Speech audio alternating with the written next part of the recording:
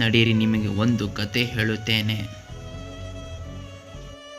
ಮೊನ್ನೆ ಅವರು ನಮ್ಮಂತೆ ಕಾಮನ್ ಮ್ಯಾನ್ ಆಗಿದ್ದರು. ಮತ್ತು ಈ ಕತೆ ಮೊದಲಿನಿಂದ ಹೇಳುತ್ತೇನೆ. ಅವನು ತಮಾಷೆಯ ಸ್ವಲ್ಪ ಭಾವನಾತ್ಮಕ ಹುಡುಗ. ನೆರೆಹೊರೆಯವರೆಲ್ಲರೂ ಕೂಡ ಇದನ್ನು ಇಷ್ಟಪಡುತ್ತಾರೆ. ಮಾರುಕಟ್ಟೆ ಮಧ್ಯದಲ್ಲಿ ಅಂಗಡಿ ತೆರೆಯಬೇಕೆಂಬುದು ಇಬ್ಬರ ಕನಸಾಗಿತ್ತು. ಇದರಲ್ಲಿ ಎಲ್ಲ ರೀತಿಯ ಪುರಾಣಾತ್ಮಕ ವಸ್ತುಗಳನ್ನು ಲಭ್ಯವಿದೆ. ಆದರೆ ಈ ಕೆಲಸಕ್ಕೆ ಇವುಗಳು ಬೇಕಾಗುತ್ತವೆ. ಅಂಗಡಿಯಿಂದ ದುಡ್ಡಿಂದ ಹಣದಲ್ಲಿ ದೊಡ್ಡ ದೊಡ್ಡ ಕಟ್ಟಡಗಳನ್ನು ಖರೀದಿಸುವುದು ಅವರ ಕನಸಾಗಿತ್ತು. ವಿಂಟೇಜ್ ಮತ್ತು ಪುರಾತನ ಕಾಲದ ಸುರಂಗಗಳಿಗಾಗಿ ನಿಮ್ಮ ಅಂಗಡಿಯ ಅಂಗಂಗದಲ್ಲಿ ಇರುತ್ತೆ ಅಂತ ಹೇಳ್ತಾರೆ. ಒಬ್ಬಳು ಮಹಿಳೆ ಹೊರಗಡೆ ಕುಂತಿದ್ದಾರೆ.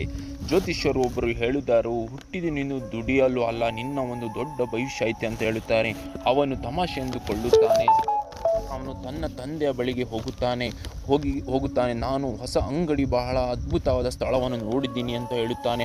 ಅವನ ತಂದೆ, ಬೇಡ, ನೀನು ಅಲ್ಲಿ ಎಷ್ಟು ದುಡ್ಡು ಎಲ್ಲಿಂದ ತರಬೇಕು ಅಂತ ನಿರಾಕರಿಸುತ್ತಿದ್ದಾರೆ.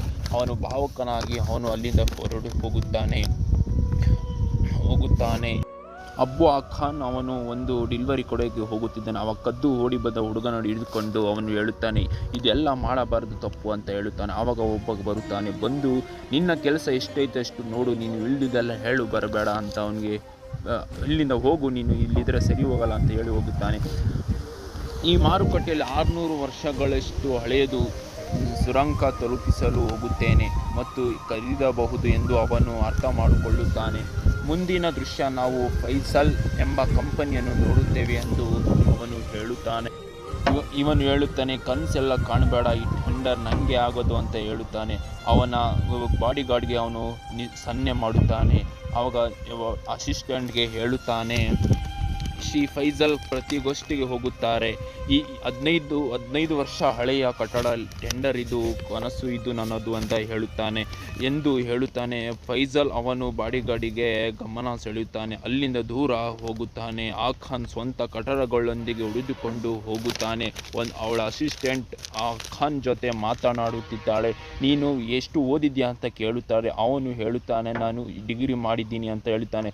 ಇಷ್ಟಕ್ಕೆಲ್ಲ ನಿನಗೆ ಕೆಲಸ ಸಿಗುವುದಿಲ್ಲ ಅಂತ ಹೇಳಿ ಅವನಿಗೆ ಭಾವುಕನ ಮಾಡುತ್ತಾಳೆ. ಆವಾಗ ಅವನು ಭಾವುಕನಾಗಿ ಅವನು ಹೇಳುತ್ತಾನೆ, ಯಾವತ್ತು ಇದು ದುಡ್ಡಿಂದ ಅಳಿಬೇಡಿ, ಒಳ್ಳೆ ಮನಸ್ಸಿಂದ ಅಳಿಬೇಕು ಅಂತ ಅವನು ಹೇಳುತ್ತಾನೆ.